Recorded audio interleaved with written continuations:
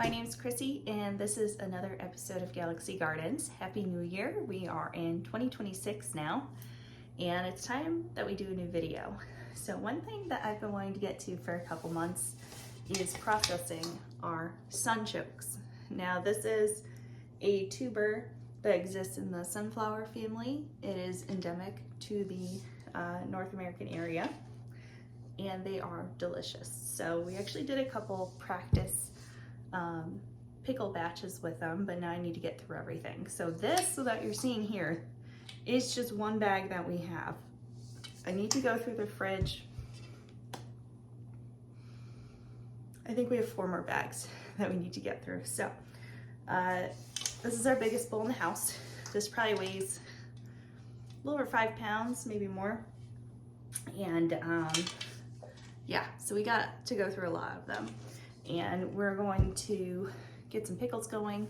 We're gonna be dehydrating some, and then we're gonna just see where we're at. I don't even know how much is gonna fit in our dehydrator, but we're gonna get these cut up. So I wanna show you what we have so far once we get through the intro. So I'll see you in a moment.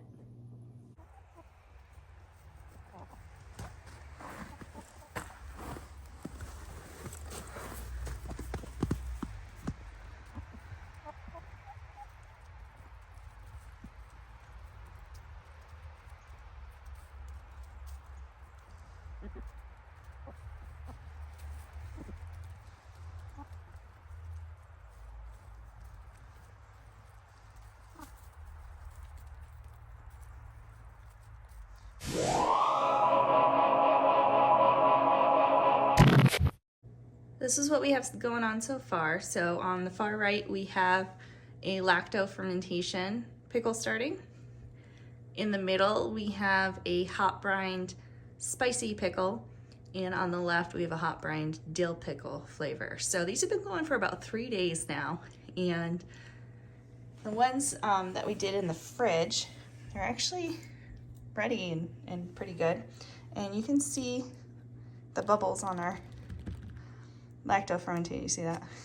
It's not super active. It's actually pretty chilly in our house, but I think those will be perfect in like 2 more days.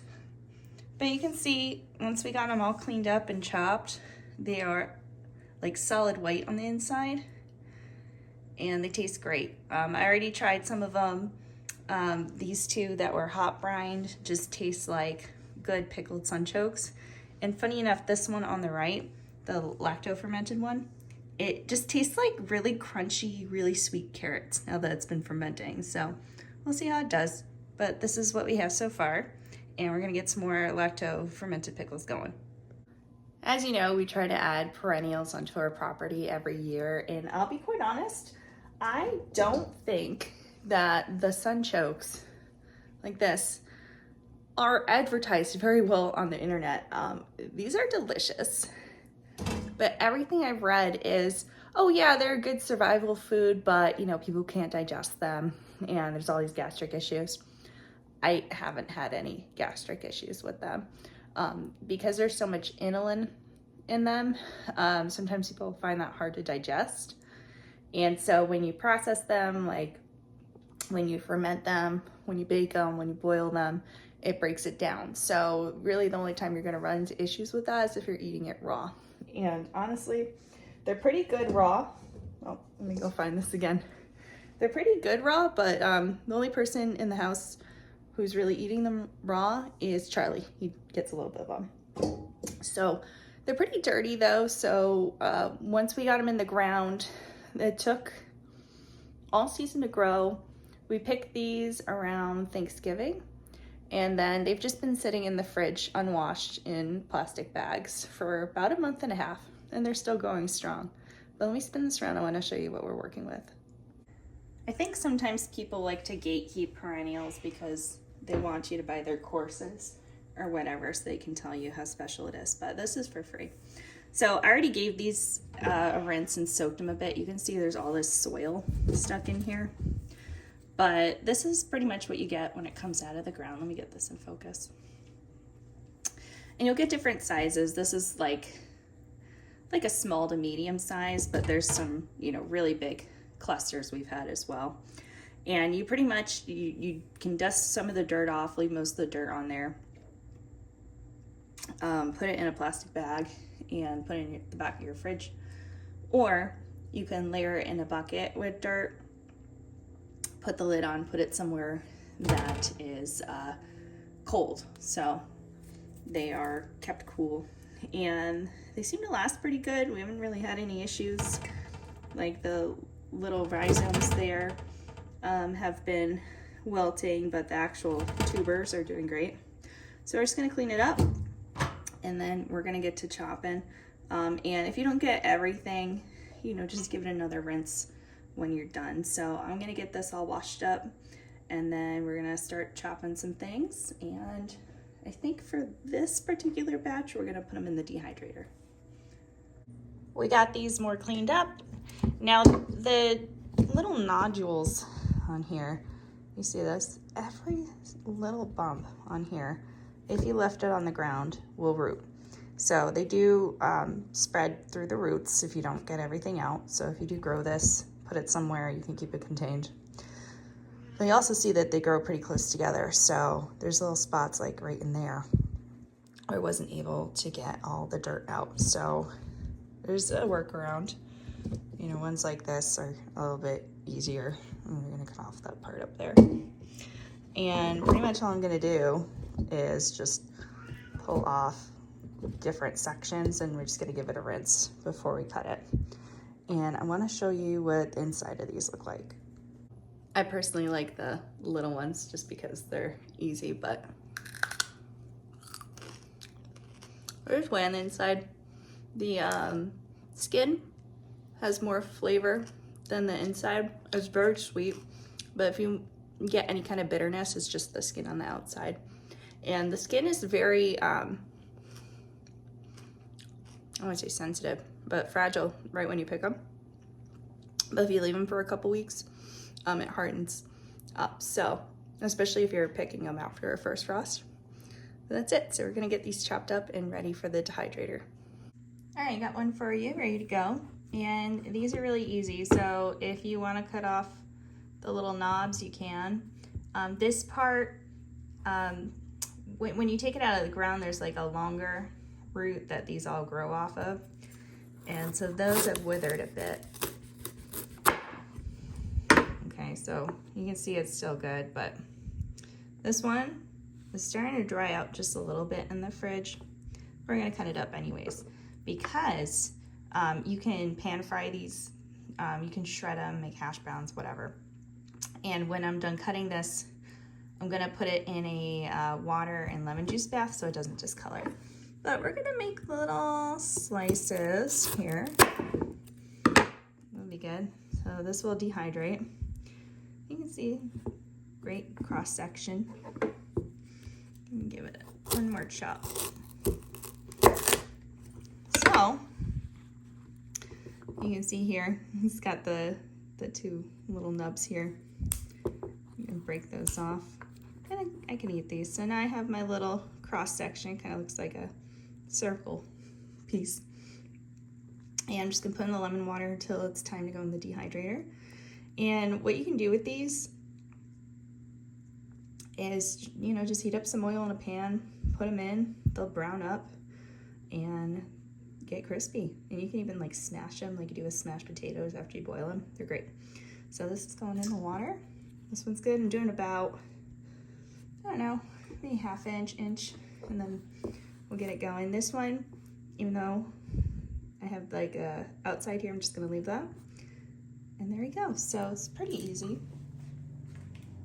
Let's do another one. There we go. And you can do this different ways too. So like this one, it's got the little nubs on the side. All right, let's cut that part off. You want something more uniform. It's an interesting tuber. I mean, I can see why they're not, you know, industrially sold, which is okay. I mean, they wouldn't hold up on the store shelves very well. But if you have the space at home, this one's gonna be pretty thin. Look at that. if you have the space at home, I definitely recommend growing it. And if you live somewhere where the ground doesn't fully freeze in the winter, then you can leave this outside and just harvest it as you go. My friend told me that they took some of these that I gave to them, any of your little nodules here, and they made beef stew and just tossed this in like you would with like little potatoes, and they said that was fantastic. Because this will, I don't know, this will probably take like 10-15 minutes to soften up. Like I said, you can eat it raw, but it can soften up too. This one, we'll just make into a strip. So we're gonna make some different types of these. I was thinking of dicing some of them, but now that I'm getting into them, I don't know. But we'll make some. That'll be good for the pan frying and good to add to soups and stews. So we'll get through these and I will meet you when it's time to go ahead and put them in the dehydrator. Oh, I forgot to add, I'll tell you the dehydration time in a moment, but when you're rehydrating these, you'll just put them in some warm water for about like 20 minutes or so, and then they'll plump back up. Now, obviously it's like any dehydrated food, it's not gonna be exactly the same as when it's fresh, but I have seen people rehydrate these little pucks of them and fry them up, and they say it tastes the same, so that's what we're gonna do. I just came across one of these, so I wanted to show you this. So if you cut these open and you get significant discoloration, like this one, oh, there you go. This one, go ahead, toss it. Something like this, where there's just a little spot in there, that can be from a number of things. It could be from insect damage, a sign that it could be going bad, whatever. This you can cut off. Now, if you see that and it freaks you out, you just don't want to touch it, toss the whole thing, use your best judgment there. I'm not going to tell you what to do. But otherwise, can you see how this is starting to change color? This I left out from the bowl and I didn't put it in right away, so it's just browning from oxidization. There you go. So I just want to show you that. Now these little nubs on the side, they look great, so we're going to keep these. Okay, so just back to this example. This one, I cut out that bad part. Look, it's totally fine, right? This side, cut out the bad part, and it was a little borehole for a worm. So this, I'm gonna go ahead and toss. So, tubers are funny like that. We get the same thing happening on our radishes from time to time. Again, just use your best judgment. We got everything chopped up. It's in our little lemon juice water. We got all this good stuff, and we're gonna go ahead and put it in the dehydrator. Out of everything you just saw, this is our excess. I cut the ends off. We didn't have too much that were bad. We had some bug damage. That's okay. If you grow this at home and you get this, do not just toss this outside. All of these are gonna grow, okay? I would recommend freezing it first. If you have a compost bucket that you know is not gonna be in your main compost pile for a while, just make sure these are adequately destroyed and not going to grow back before you compost it or throw it out. Everything we just processed was like perfect for the dehydrator. So what I did was I alternated really small pieces and larger pieces. So the small pieces we can use in soups, and then of course the larger pieces we can fry up. So we're just gonna have to take this one bag of Sunchokes at a time. But what I'm gonna do is follow the timing for carrots. If you've never had these before, I think they taste like a cross between like carrots and rutabagas. That's just me. So for this machine, so 6 to 12 hours. It's a hard vegetable, even though it's a tuber. So I'm gonna do 122 for 12. Get that down, and we'll see how they do. I'll double check online if we need to change anything, but this should do just fine. And actually the soft vegetable is 113, so is that +6 minus, we'll do 117 and call it safe. So I'm just using, this isn't an ad by the way, I was gifted this, I'm just using the instruction manual. And that is the recommendation. So I'm gonna split the difference between soft and hard vegetables at 117. Perfect, so this is gonna go for 6 to 12 hours. I put it on for 12, but I'll check on it in 6 hours and see how they're doing. And now we can make some pickles. You don't need to see me chop these up again, but what we're gonna be doing is 2 different types of lacto fermented pickle. So we're gonna chop some up and we are going to do another batch of this one. I'm not going to show you the hot brining ones I did because I actually put too much vinegar in them and I don't know if I like them, but this one's coming out really good. So I'm going to make another jar of this and then I want to see how shredding the Sunchokes comes out. But yeah, this one's super, super easy to make, and I think if you have the time and patience for it, it'll be worthwhile with your own harvest. I'm gonna be so for real with you. I'm super curious if these can actually shred, so I don't wanna be tapping on my ass. So I'm gonna try the smaller one right now and just see how it does.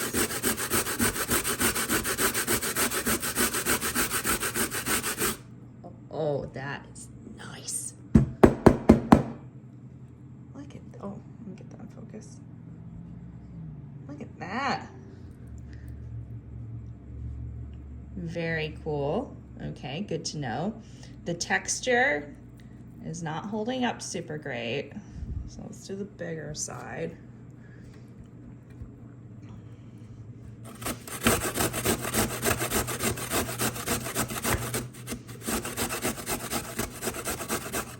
All right. Nice. Oh, it's good. It's definitely mushier than carrots. So I'm gonna be pretty gentle with these. So I think I'm gonna do just the regular shredding size for our jar. And we're gonna see how they do. I gotta move pretty fast with this. So I just shredded this, but you can see this one's already oxidizing. So we're gonna treat this sauerkraut style.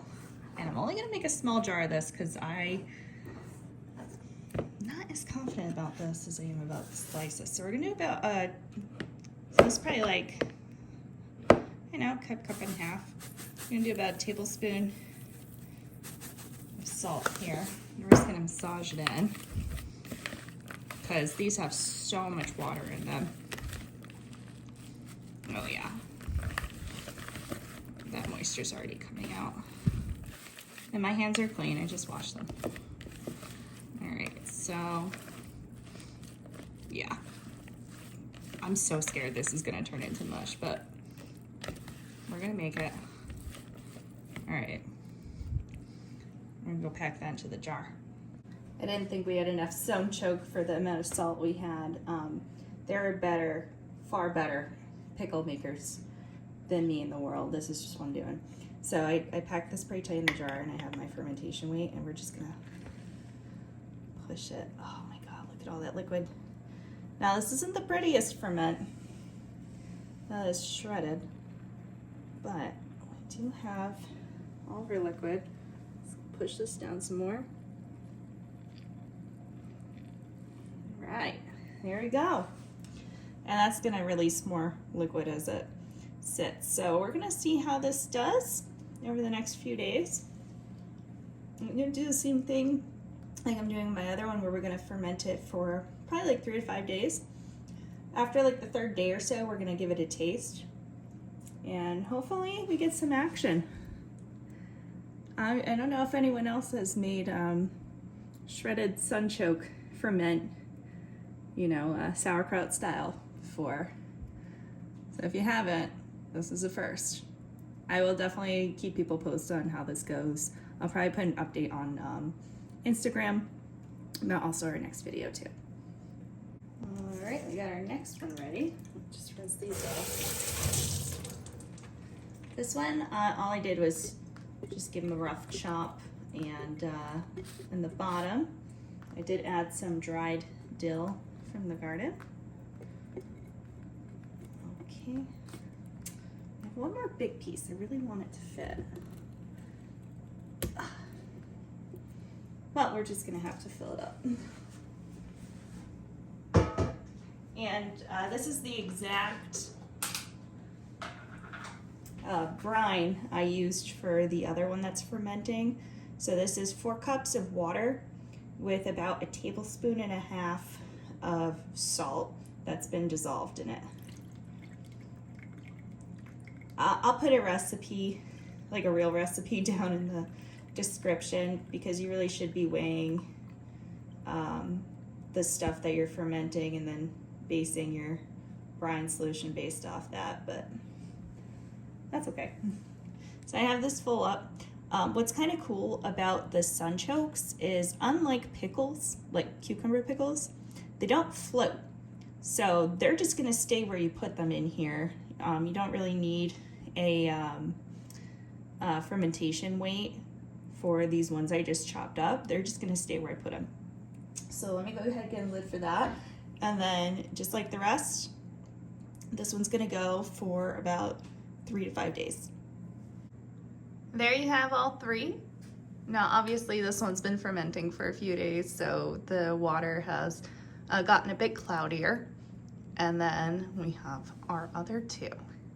And I would love to have little airlock, lids that are made for these types of jars, but honestly, this just works for me.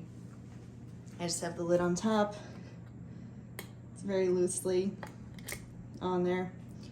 If we get a really vigorous fermentation and it spills over, then we have this, and that works for us. No need to buy anything new. If you want those, I'm sure it's better than what we have, but we'll see how these come out. This one's just about done. This one tastes fantastic. So I hope the other 2 do well. It's been kind of unusually frosty the last couple weeks, so it's been a little chilly in our house. So I did put some warm water in this one to try to give it a jump start.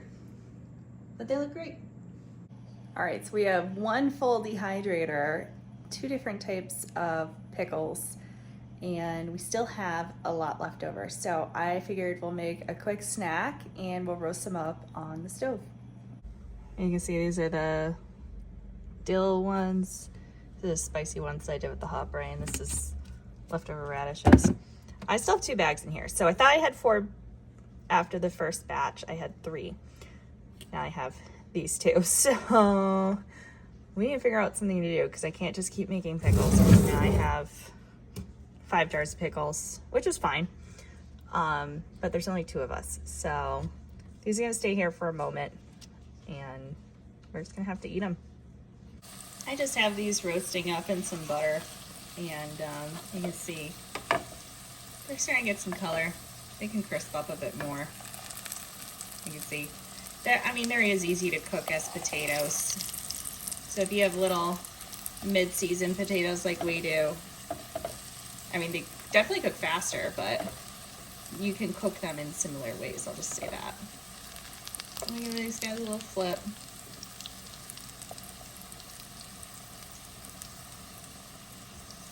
There we go. And I have this really good chili oil. I found it at the store. This is not sponsored. That's just what I found at the store. And it's been pretty good. I've been putting it on potatoes. I'm gonna put a little bit on here since they're just about done. Going crazy. We're going through the last of our butter that we bought in bulk, and I've decided I'm just like so sick of unsalted butter. So I'm going back to salted butter.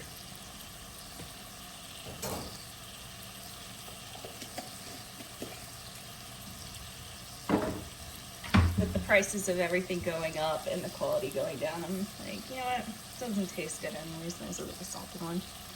I'm gonna go ahead. I'm gonna put these on a plate. I'm gonna give them a try. I got dill everywhere on this counter. I gotta clean it up. But you can cook these as much or as little as you want. If you want to cook them more to have less of those inulin issues, by all means. So like this one's pretty soft. You don't have to watch me eat, but I'm just gonna take a little roasted bite here. Oh my goodness. That one's been too small.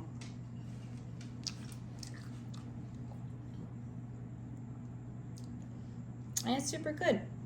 It gets, I mean, like any other, I guess, tuber, like, you know, carrots. Like I said, it kind of tastes like a cross between carrot and rutabaga. Turnips, you know, it gets soft as you cook it.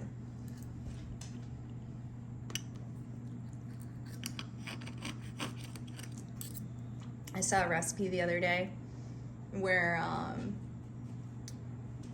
think they're called the Chaos Gardener, Chaos Homesteader, I don't know, something like that. Anyways, they boiled them and then they smashed them like you do with smashed potatoes and fried them in, it was like the pan in the oven until they got crispy. It looks like a pretty good recipe too. I'm gonna put some more information down in the description along with the more, you know, probably better pickle recipe. But if you're looking for something that's like a slow digestible, or maybe you're watching your blood sugar, this is definitely a good option. And if you get it, and kick the stand, you get it and you happen to know any fancy restaurants in the area that are looking for, you know, some seasonal goodies, you could probably grow it and sell it to them. If they want to deal with processing it, go ahead. But oh, very tasty. And this chili oil, if you're wondering, I got the spicy one. It's really not spicy. It's just very flavorful. There's a lot of different stuff in it. So I'm gonna finish this, and then you have to figure out what to do with the rest of it, but we're probably gonna call it a wrap for today. Excuse the dishwasher, just cleaning up a bit. So this is all that's left. I have this just soaking in this lemon juice water. And we're gonna probably roast a little bit for dinner. I think we'll put some of it in the fridge to deal with tomorrow. And then we gotta get rid of this. But if we go back over here, you can see behind the groceries, we have 2 more bags. So I think the plan will be as follows. Once everything in the dehydrator finishes, we'll go ahead and do another round in there. So that should take care of, I'm hoping, at least half a bag or a whole bag. The bags that are remaining in the fridge are much more packed than the one that we just used here. So we're gonna do that. And then if I can get down to at least half a bag, whether that's just dehydrating a bunch, or I could probably make a larger jar of pickles, then we'll have some in the fridge to keep fresh. You could roast them and then freeze them. I don't know how good that'll defrost, but you have a lot of options here.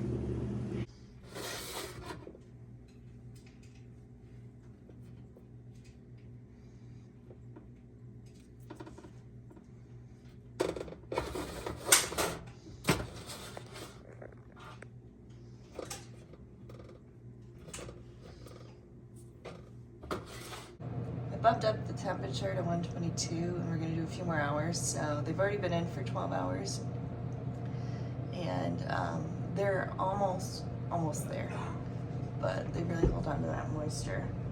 Well, Scout isn't happy about it, but you're looking much better today. Get yourself all cleaned up. Come here.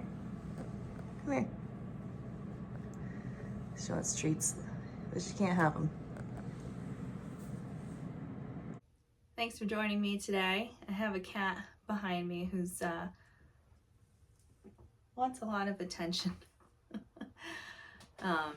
But if you've never grown sunroots Sunchokes, Jerusalem artichokes. They go by many names. I don't know all of them. I would recommend it as a perennial to add to your house. If you don't really want to maintain bushes or trees, this is a good choice. It can be a nice kind of natural barrier on your property. The stalks on these things get like 8 to 12 feet high. They're freaking huge. And they've been nice, like, I think the flowers are about this big. They just look tiny, like tiny sunflowers. And you'll know when they're ready to harvest because everything dies back. The whole process is pretty easy. Excuse me. I put everything actually on Instagram for how we harvested, what we replanted over winter.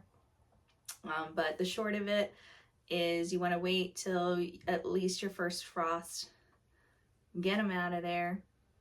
You can amend the soil any way you want, and then replant at least 5 inches underneath the soil and then mulch it over. Again, if you live somewhere where your ground doesn't fully freeze during winter, you can just leave them in the ground and grab them as you need them throughout the season. Our ground definitely freezes, like fully multiple inches down. So that's why we ended up grabbing everything around Thanksgiving and put them in our fridge. But I want the fridge space back, so that's why next year I think we'll do the bucket layering method, where you just put soil, sunchokes. If you do keep them in your fridge, just know that after a certain point in time, they might actually start sprouting. So just keep an eye on that. I'll probably over the next week deal with the other 2 bags that are in our fridge, make our way through them. We know a couple people who are interested in them too, but we've had in total, 4 today, 5, 6 full, if I'm doing my math right, like 6 full grocery store like plastic bags full of sunchokes from 12 plants, and that's more than the 2 of us need, even with, you know, drying it and preserving it. So we opted for 8 plants next year, but they're pretty good. I'm not going to prattle off a bunch of facts about them to you. I'm going to put that down in the description. You can read about it. I'm sure the articles I'll find will word it a bit better than I can. But they're definitely tasty. I recommend it. I don't know if there's any particular like allergen warnings with them, but honestly, super easy. Only a couple of them had issues with bugs, and for the most part, we were just cleaning up like where like the roots connected to the little tuber. So it's pretty good, yeah.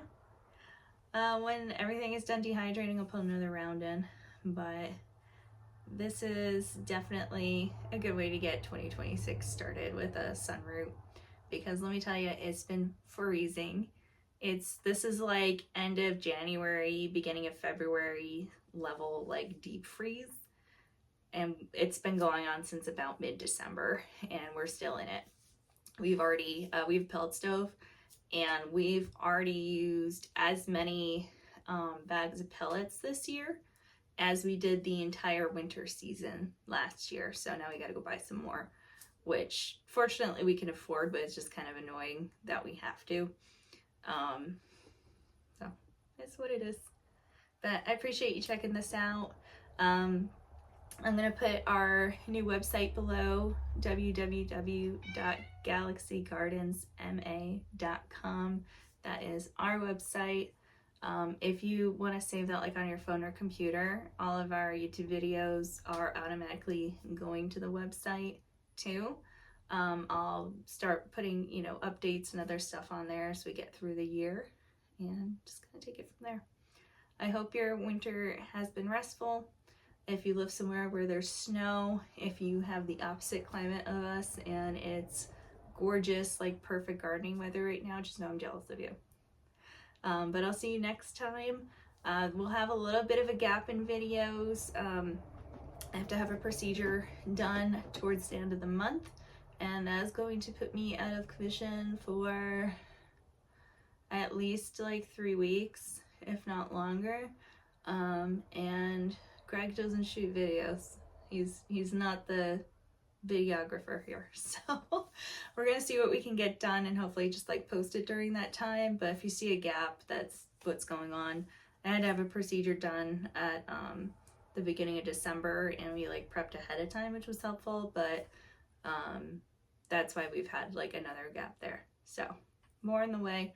I'm fine. It's a whole thing I'm not even going to talk about on YouTube, but just know we got more gardening content on the way. So I'll see you later. Bye.